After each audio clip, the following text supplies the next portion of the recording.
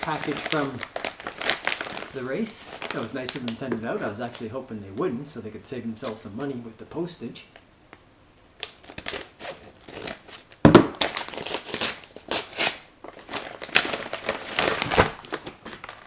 Wow, they even sent pins.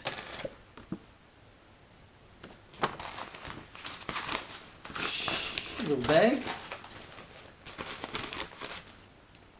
L'Arche Calgary helps adults with developmental disabilities.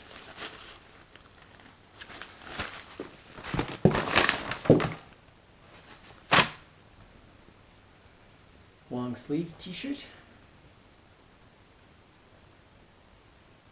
Creating a world where everyone belongs.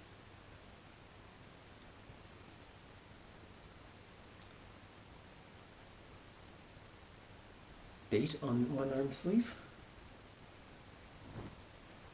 Anything on the other?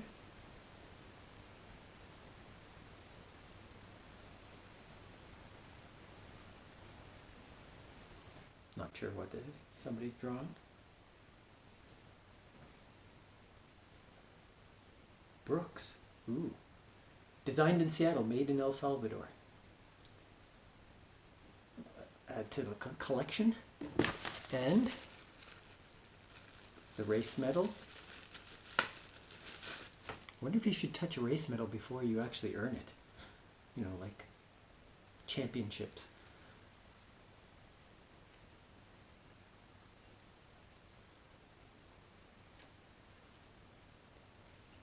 Okay, I think that's it. Yep.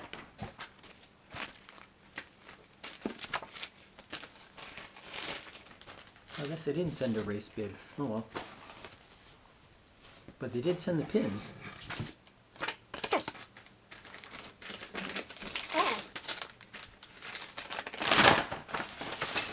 Ah, here it is here.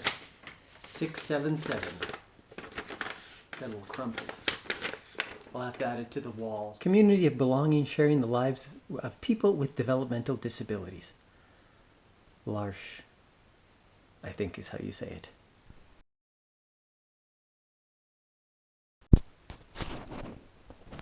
If you want, you can pause the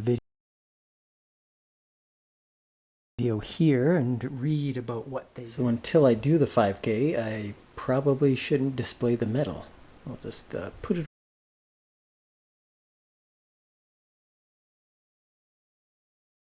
Since it's a virtual race, I could decide on which course to run.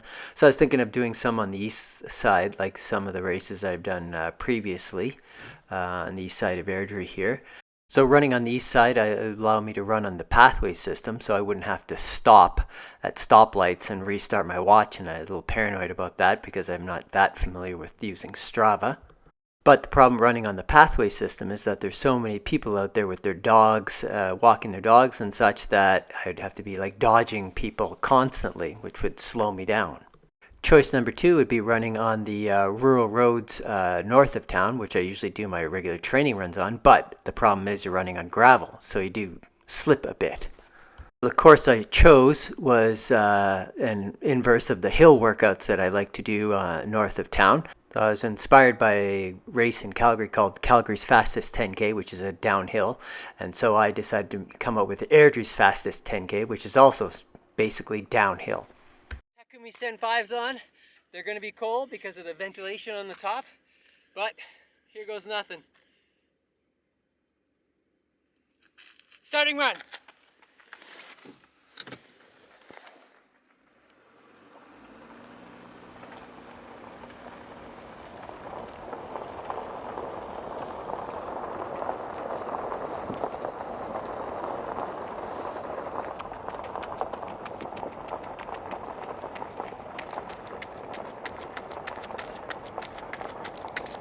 cold.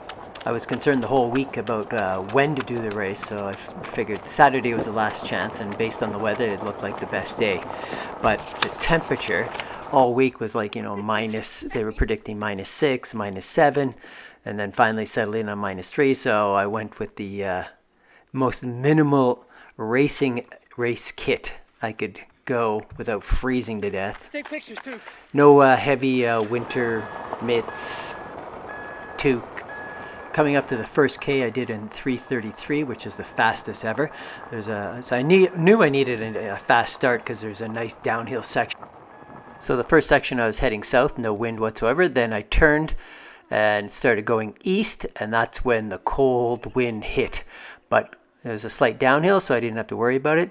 However, the gravel was a little loose, so I wasn't getting good footing, especially with the next section that goes a slight uphill. My plan was to gain time on the first kilometer by running it fast. I didn't think I'd run it in 3:33 fast, but because I knew the second section here was going into the wind as well as going in a slight uphill would take some time away. Surprisingly, I wasn't even going to actually do this race, but a fellow BHR, bad hair runner, asked me if I was going to do the virtual 5K run. He completed the virtual half in a smoking fast time of 1:18:21 on the treadmill. And I'd already switched my training to maintenance modes and not really done any speed work, so I didn't think I had any speed in me to do the 5K. Just coming to the crest of this hill is where the 2K mark is, and I came in at the 2K at 3:51 pace. Here's my favorite part of the course. I knew I could make some time up because it's the best part. It's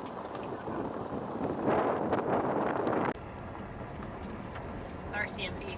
Oh, look, it's a dog. Get off the road.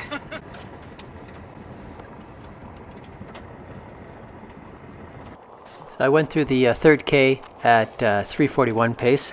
I remember thinking to myself that I'd gone 3K in 11:04.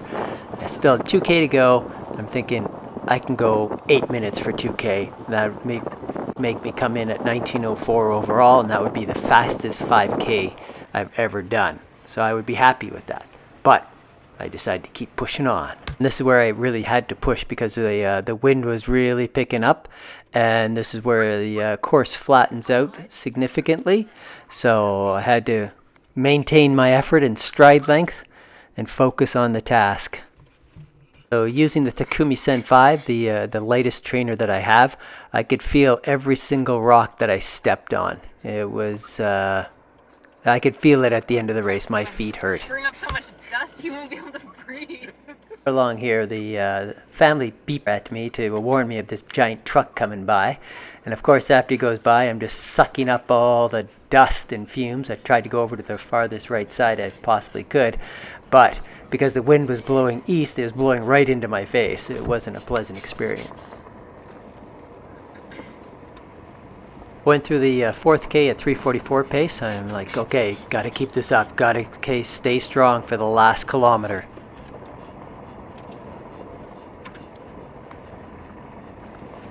Or does the dust make a more artistic effect?